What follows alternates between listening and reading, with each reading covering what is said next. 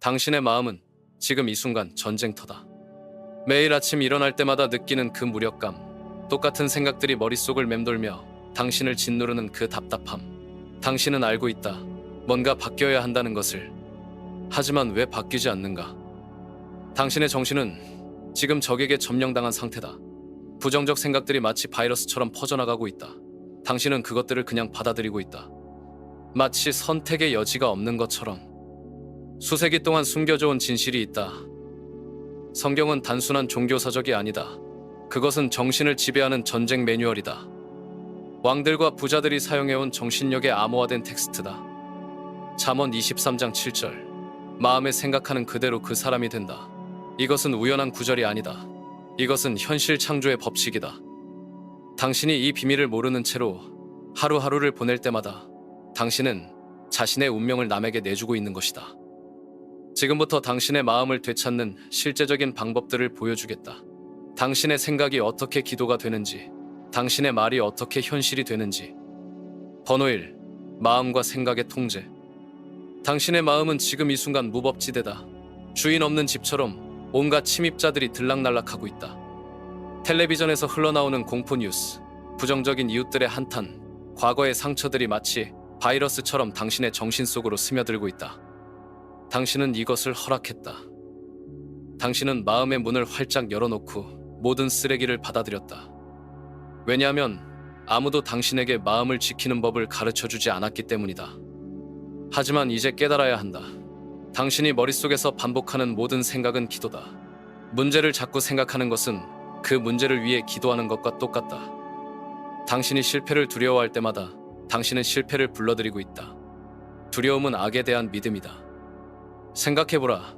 당신은 하루에 몇 번이나 최악의 시나리오를 상상하는가?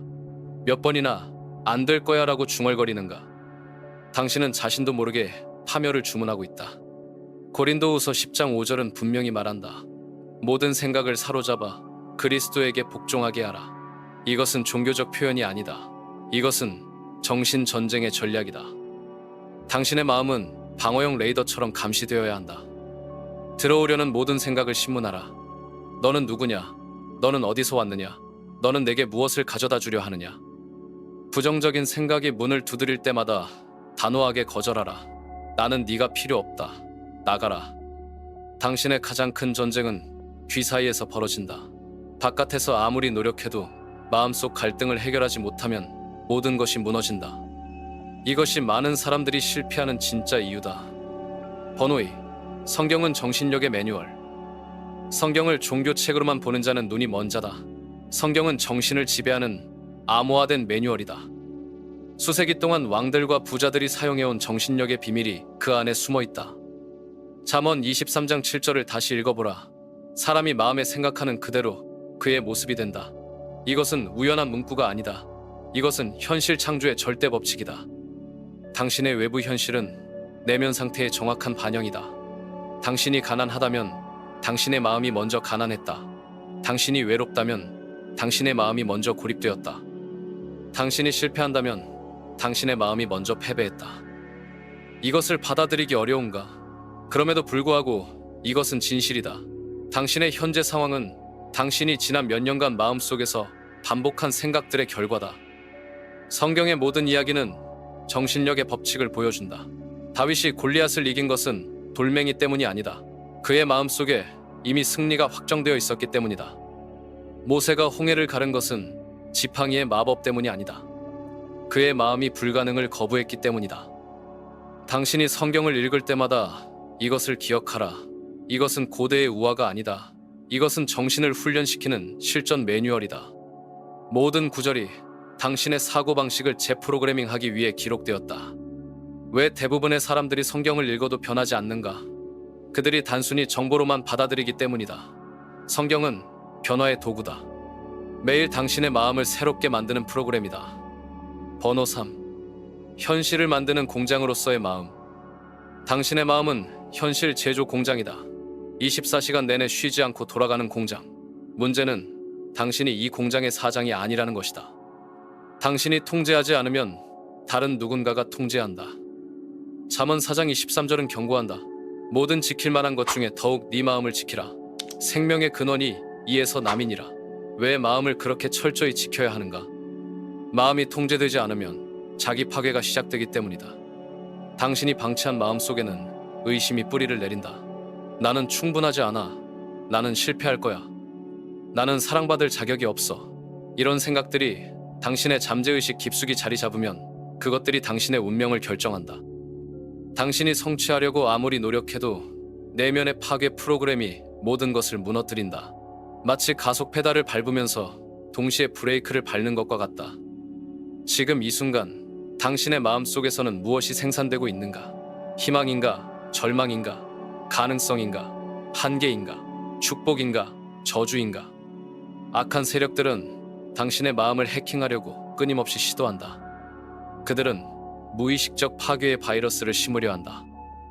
당신이 자신을 파괴하도록 만드는 것이 그들의 목적이다.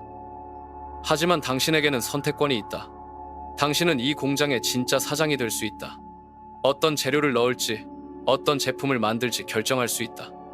쓰레기를 넣으면 쓰레기가 나온다. 보석을 넣으면 보석이 나온다. 당신의 마음은 신성한 영토다. 아무나 들어올 수 없다. 당신이 문지기가 되어야 한다. 번호사, 주의력과 정신적 갱신의 힘. 부자들과 성공한 자들에게는 공통점이 하나 있다. 그들은 주의력을 완벽하게 통제한다. 가난한 자들과 실패한 자들도 공통점이 있다. 그들의 주의력은 사방으로 흩어져 있다.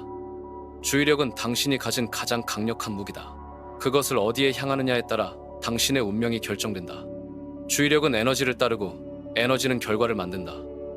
당신은 하루 종일 주의력을 어디에 두는가? 문제에 두는가? 해결책에 두는가? 부족함에 두는가? 풍요로움에 두는가? 과거의 실수에 두는가? 미래의 가능성에 두는가? 시스템은 당신의 주의력을 훔치려고 혈안이 되어 있다. 미디어는 공포와 분노로 당신의 주의력을 납치한다. 평범한 사람들은 불평과 험담으로 당신의 에너지를 흡수한다. 그들은 당신을 자신들의 수준으로 끌어내리려 한다. 그러나 그리스도의 마음을 가진 자는 다르다. 그들은 매일 정신을 갱신한다. 로마서 12장 2절의 명령을 따라 마음을 새롭게 한다. 이것은 한 번 하고 끝나는 일이 아니다. 매일, 매 순간 해야 하는 일이다. 제한적 신념들이 머리를 들 때마다 즉시 파괴해야 한다. 타협은 없다. 나는 안 돼. 라는 생각이 떠오르면 즉시 나는 모든 것을 할 수 있다로 교체하라. 당신의 주의력은 성전과 같다. 거룩해야 한다. 쓰레기가 들어올 자리가 없다. 강한 믿음, 확실한 소망, 불타는 사랑만이 그곳에 거할 수 있다. 주의력을 통제하는 자가 인생을 통제한다. 주의력을 잃는 자는 모든 것을 잃는다. 번호, 두려움과 믿음의 힘. 욥을 보라. 의로운 자였지만 두려움이 그를 파멸시켰다. 욥기 3장 15절에서 그는 고백한다. 내가 두려워하는 그것이 내게 임하고 내가 무서워하는 그것이 내 몸에 미쳤구나. 욥은 자신의 두려움이 현실이 된 것을 깨달았다. 그가 상실을 두려워했고 상실이 찾아왔다. 그가 질병을 무서워했고 질병이 그를 덮쳤다. 두려움은 자기 실현적 예언이다. 당신의 잠재의식은 당신이 이성적으로 원하는 것이 아니라 감정적으로 강하게 느끼는 것을 실현한다. 당신이 성공을 말로는 원하면서도 마음으로는 실패를 두려워한다면 실패가 이긴다. 왜냐하면 두려움이 더 강한 감정이기 때문이다. 두려움은 믿음보다 더 생생하고 더 구체적이고 더 현실적으로 느껴진다. 그래서 두려움이 현실을 창조한다. 악마는 창조의 힘을 가지고 있지 않다. 하지만 인간의 창조력을 왜곡시킬 수는 있다. 악마는 당신의 마음에 파괴적인 바이러스를 심는다. 그 바이러스의 이름이 두려움이다. 당신은 얼마나 자주 최악을 상상하는가? 얼마나 자주 만약 잘못되면 어쩌지? 라고 생각하는가? 그것이 바로 악에 대한 기도다. 당신은 자신도 모르게 파멸을 주문하고 있다. 믿음은 두려움의 정반대다. 믿음은 좋은 것에 대한 확신이다. 믿음은 보이지 않는 것을 보고 없는 것을 있다고 부르는 힘이다. 진짜 믿음을 가진 자는 결과가 나타나기 전에도 평안하다.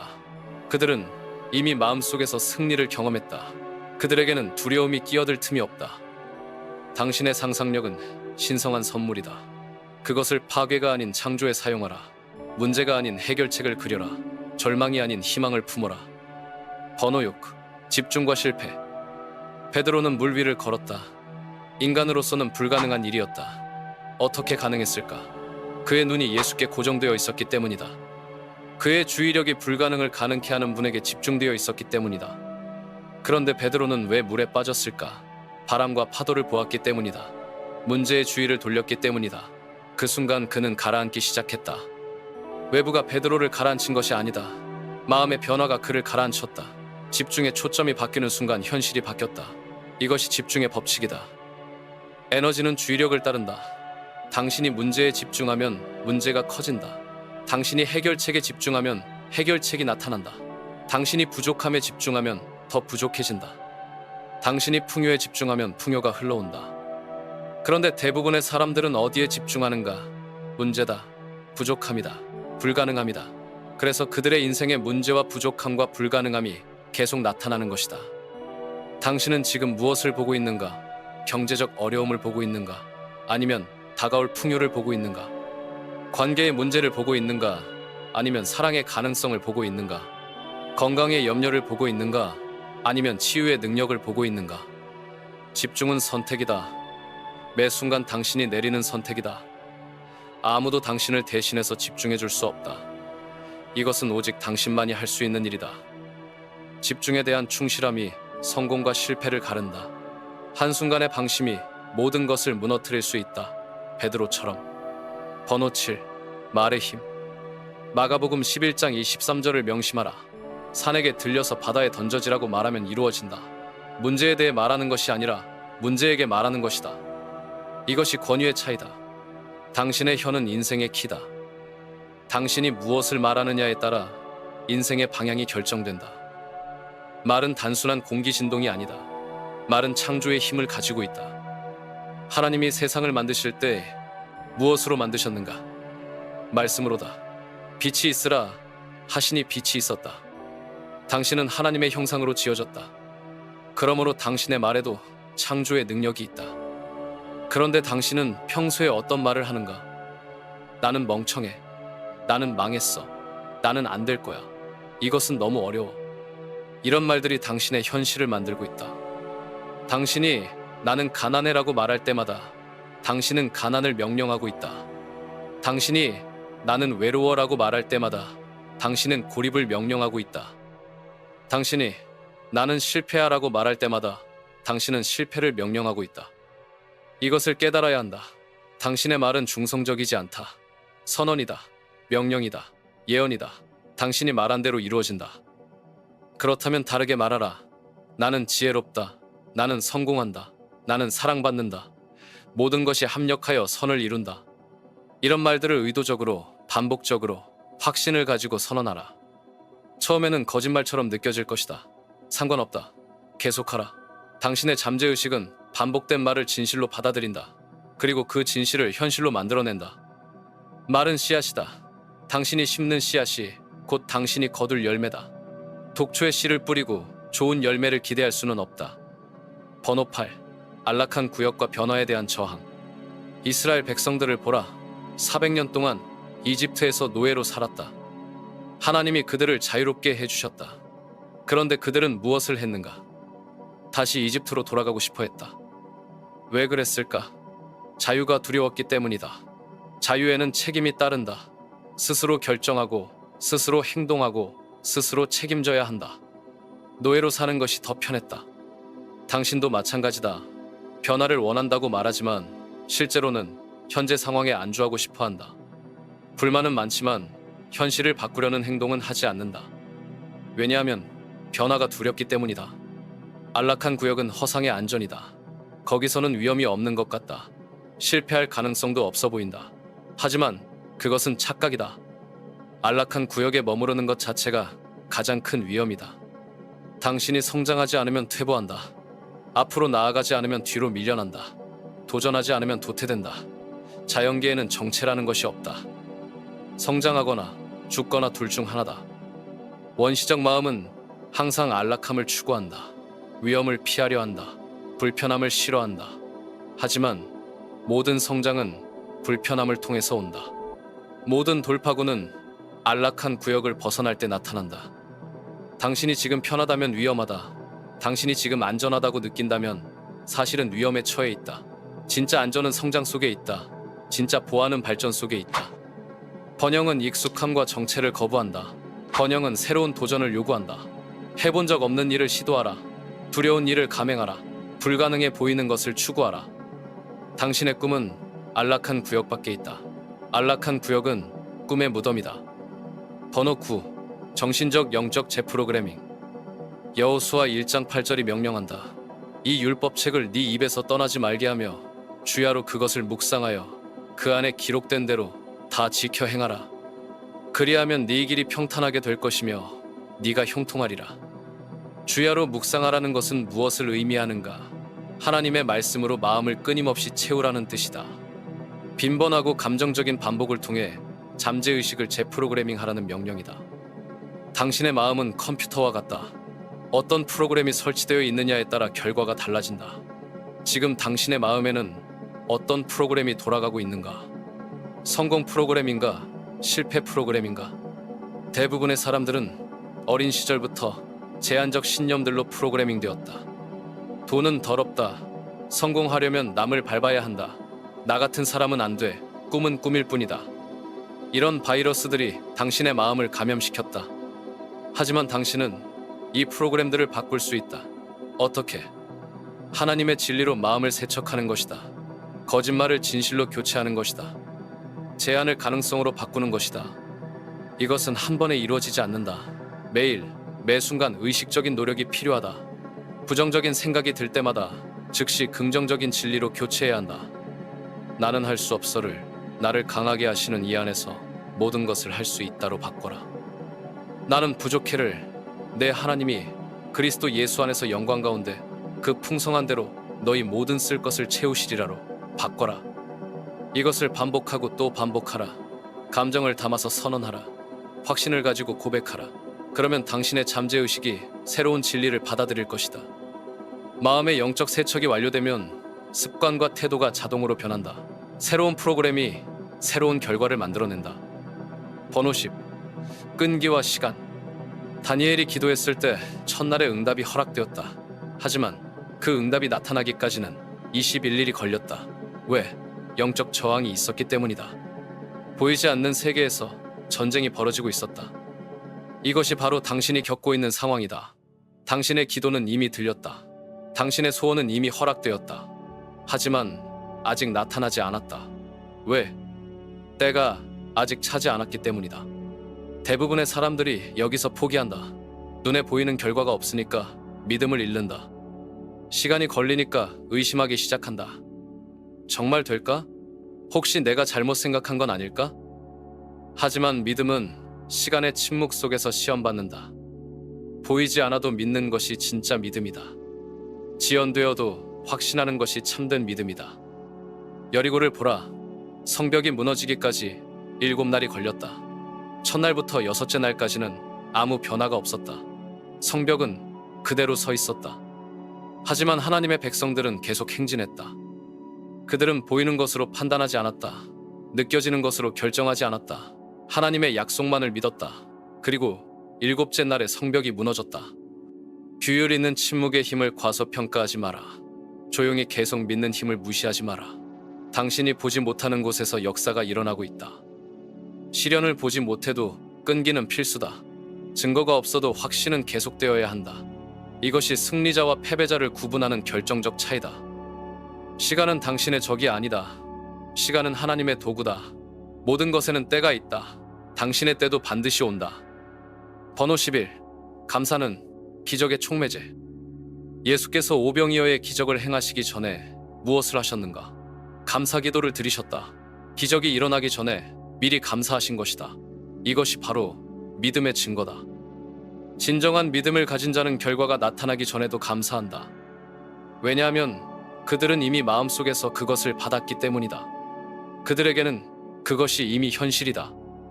반면에 불안해하는 자는 의심을 드러내는 것이다. 언제 될까? 정말 될까? 혹시 안 되면 어쩌지? 이런 생각들은 믿음이 아니다. 이것은 의심이다. 빌립보서 4장 6절에서 바울은 명령한다. 아무것도 염려하지 말고 다만 모든 일에 기도와 간구로 너희 구할 것을 감사함으로 하나님께 아뢰라. 감사함으로 구하라는 것이다. 이것은 단순한 예의가 아니다. 이것은 영적 법칙이다. 감사는 기적을 활성화하는 촉매제다. 감사는 하늘의 문을 여는 열쇠다. 당신이 미리 감사할 때 당신은 하나님께 당신의 믿음을 증명하는 것이다. 하나님, 아직 보이지 않지만 저는 이미 받았습니다. 아직 만져지지 않지만 저는 이미 소유했습니다.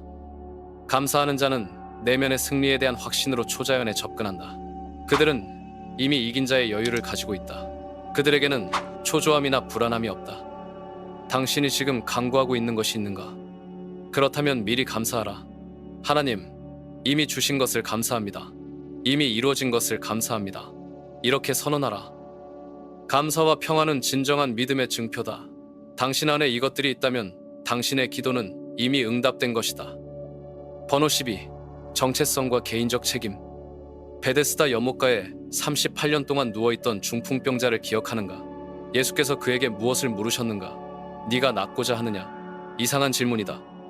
당연히 낫고 싶을 것 아닌가? 하지만 예수께서는 그의 마음을 아셨다.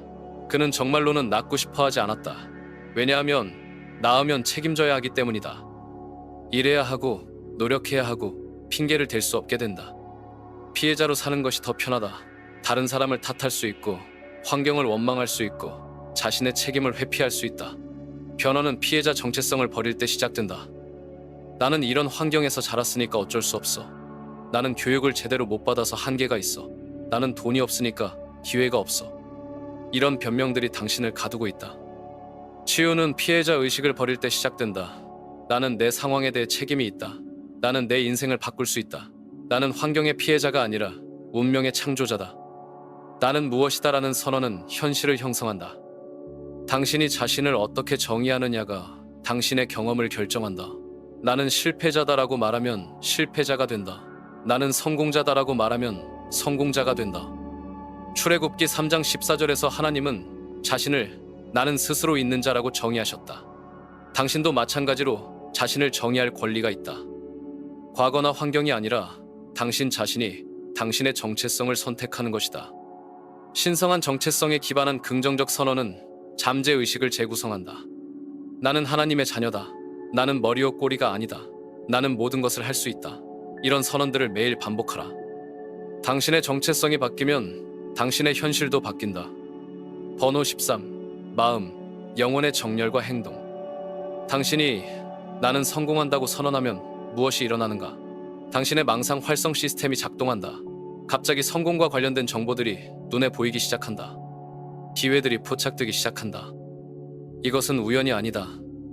믿음은 생물학과 영성을 정렬시킨다.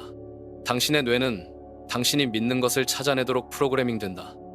당신의 마음이 변하면 당신의 인식이 변한다. 하지만 선언만으로는 충분하지 않다. 행동이 따라야 한다.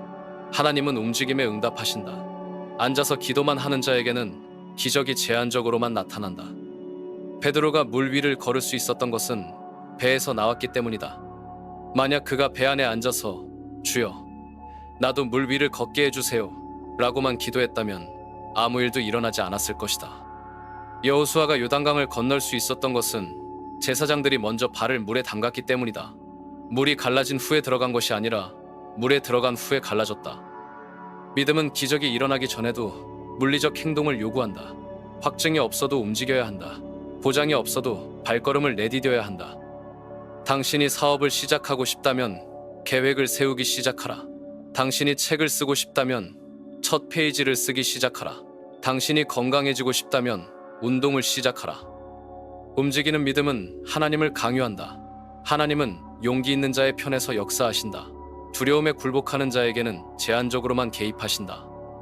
믿음과 행동이 하나가 될 때 기적이 폭발한다. 번호 14. 용기와 위험 감수. 완벽한 순간을 기다리는 자는 영원히 기다린다. 모든 조건이 갖춰질 때까지 기다리는 자는 아무것도 시작하지 못한다. 대담한 행동은 영적 반응을 강요한다. 달란트의 비유를 보라. 한 달란트 받은 종이 왜 책망받았는가? 게으르고 악한 종이라고 불렸는가? 그가 위험을 감수하지 않았기 때문이다. 안전을 추구한 것이 오히려 악으로 간주되었다. 하나님은 위험을 감수하는 자를 좋아하신다. 두려움을 무시하고 믿음으로 뛰어드는 자를 축복하신다. 보장이 없어도 순종하는 자에게 기적을 베푸신다. 당신은 지금 무엇을 두려워하고 있는가? 실패, 거절, 비판, 손실. 그 두려움들이 당신을 마비시키고 있지 않은가? 두려움은 거짓말쟁이다. 두려움은 일어나지도 않을 일을 확실한 것처럼 속삭인다. 두려움은 당신의 능력을 과소평가하고 문제를 과장한다. 용기는 두려움이 없는 것이 아니다. 용기는 두려움이 있어도 행동하는 것이다. 용기는 완벽하지 않아도 시작하겠다는 결단이다. 성공은 실패에 대한 두려움을 무시하고 위험을 감수할 때 온다. 모든 위대한 성취는 누군가의 대담한 도약에서 시작되었다. 보장 없이 뛰어들어라. 완벽한 계획이 없어도 시작하라. 모든 것이 준비되지 않아도 첫걸음을 내디뎌라. 하나님은 움직이는 자와 함께 하신다. 당신의 꿈은 두려움 너머에 있다. 안전지대를 벗어날 용기가 없으면 꿈도 없다. 번호 15. 연합과 환경의 힘. 마태복음 18장 20절에서 예수께서 약속하셨다. 두세 사람이 내 이름으로 모인 곳에는 나도 그들 중에 있느니라. 혼자가 아닌 함께할 때 영적 시너지가 폭발한다. 신명기 32장 30절은 더욱 구체적이다. 한 사람이면 1000명을 쫓겠고 두 사람이면 10,000명을 도망하게 하리니 단순한 덧셈이 아니다. 곱셈이다. 올바른 파트너십은 결과를 기하급수적으로 증폭시킨다. 하지만 잘못된 연합은 파멸을 부른다. 고린도전서 15장 33절이 경고한다. 악한 동무는 선한 행실을 더럽히나니 당신이 누구와 함께 시간을 보내느냐가 당신의 운명을 결정한다. 환경은 결과를 형성한다. 당신이 불평하는 사람들과 함께 있으면 당신도 불평하게 된다. 당신이 꿈을 조롱하는 사람들과 함께 있으면 당신의 꿈도 시들어버린다. 반대로 당신이 믿음으로 사는 사람들과 함께 있으면 당신의 믿음도 강해진다.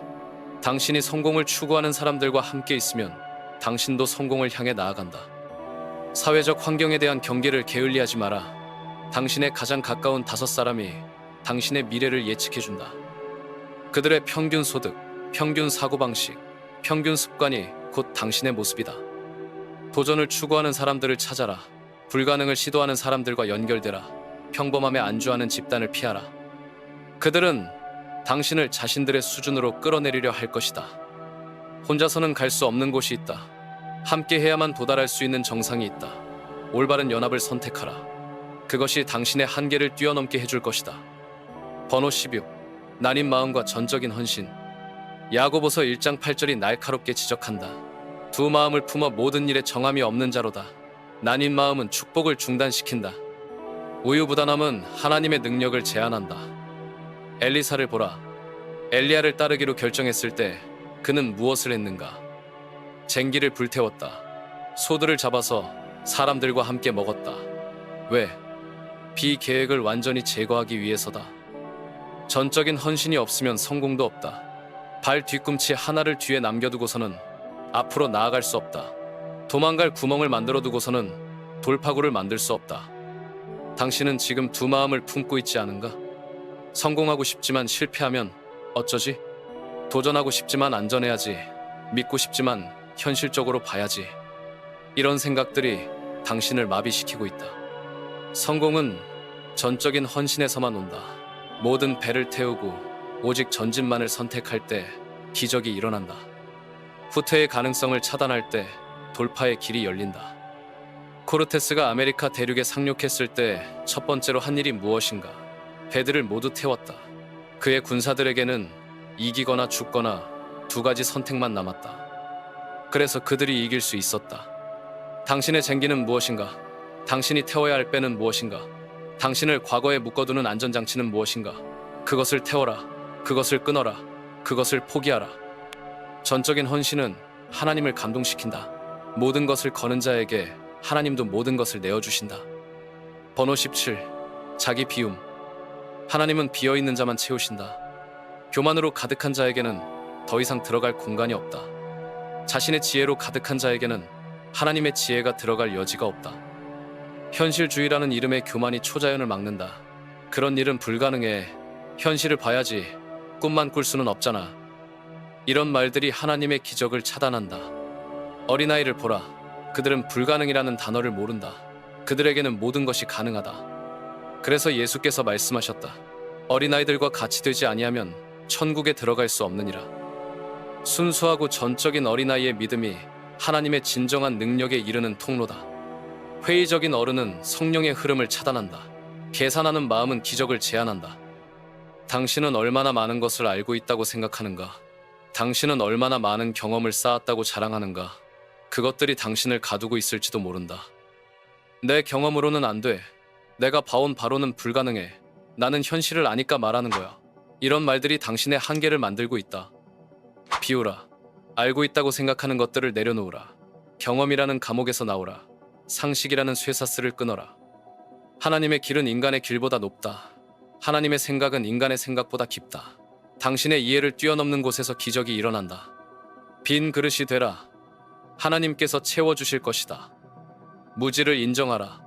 하나님께서 가르쳐 주실 것이다. 불가능을 받아들이라. 하나님께서 가능케 하실 것이다. 번호 18. 끈기와 저항 극복.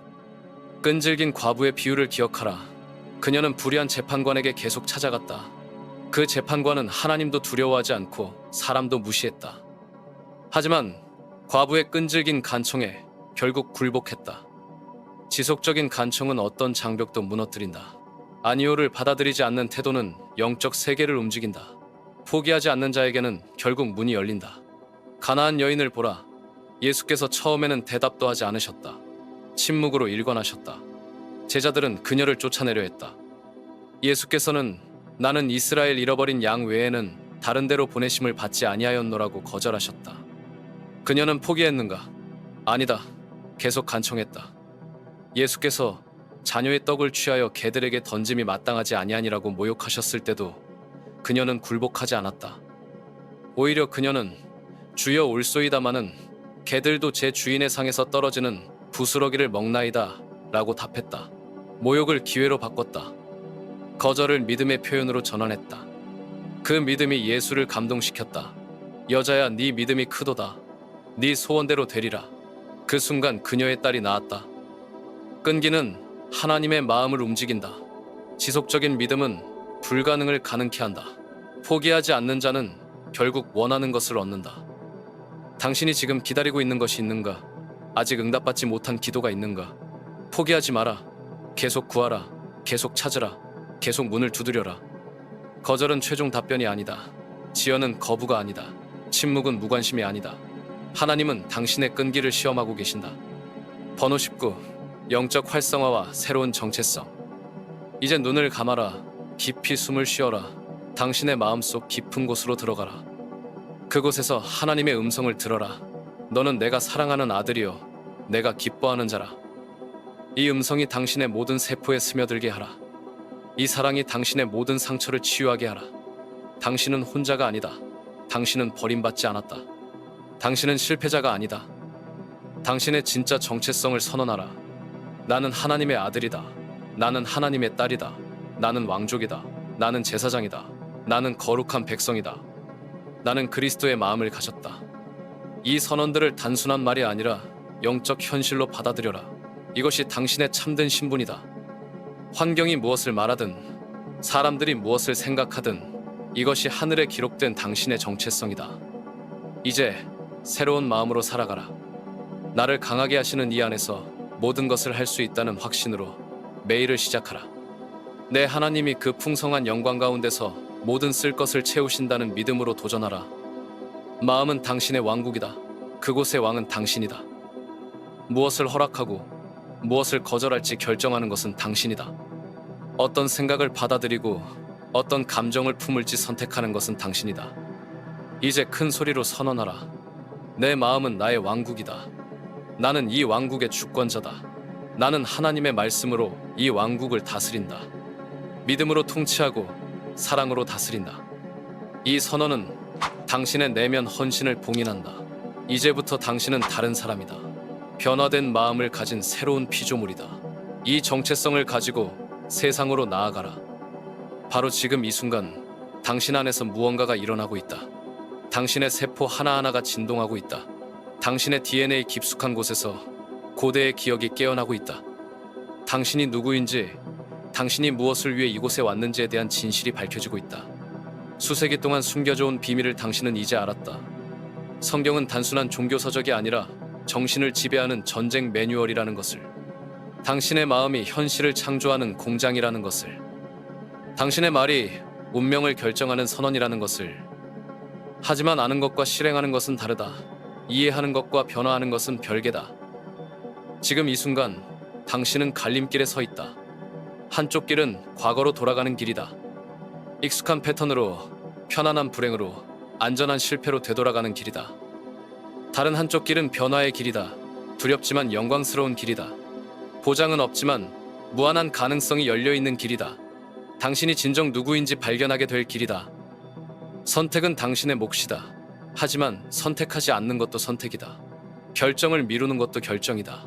변화를 거부하는 것도 변화다. 더 나쁜 쪽으로의 변화. 당신의 마음은 지금 이 순간에도 무언가를 창조하고 있다. 희망을 창조하거나, 절망을 창조하거나, 가능성을 만들어내거나, 한계를 만들어내거나, 축복을 부르거나, 저주를 부르거나. 멈춰서는 안 된다. 이 흐름을 끊어서는 안 된다. 당신 안에서 일어나기 시작한 이 변화의 불꽃을 꺼트려서는 안 된다. 지금이 바로 그 순간이다. 모든 것이 바뀌는 순간이다. 내일이 아니다. 다음 주가 아니다. 언젠가가 아니다. 지금이다. 바로 지금이다. 이 순간 당신이 내리는 결정이 당신의 운명을 바꿀 것이다. 이 순간 당신이 선택하는 정체성이 당신의 현실을 재창조할 것이다. 당신은 더 이상 예전의 당신이 아니다. 당신은 더 이상 환경의 희생자가 아니다. 당신은 더 이상 과거의 포로가 아니다. 당신은 자신의 마음의 왕이다. 자신의 생각의 주인이다. 자신의 운명의 창조자다. 마음은 당신의 왕국이다. 그 왕국을 다스리는 것은 당신이다. 무엇을 허용하고 무엇을 거절할지, 어떤 생각을 받아들이고 어떤 감정을 품을지, 어떤 말을 하고 어떤 행동을 취할지, 모든 것이 당신의 선택이다. 이 변화를 계속 이어가고 싶다면, 이 깨달음을 더 깊이 탐구하고 싶다면 망설이지 말라. 지금 구독하라. 이것은 단순한 구독이 아니다. 이것은 새로운 당신으로의 선언이다. 변화에 대한 약속이다. 성장에 대한 헌신이다. 바로 지금, 이 순간, 당신은 선택 앞에 서 있다. 과거의 당신으로 남을 것인가? 아니면 새로운 당신이 될 것인가? 마음의 노예로 살 것인가? 아니면 마음의 주인이 될 것인가? 당신의 순간은 지금이다. 당신의 시간은 바로 지금이다. 더 이상 기다릴 이유가 없다. 더 이상 망설일 핑계가 없다. 내일이 아니다. 나중이 아니다. 지금이다.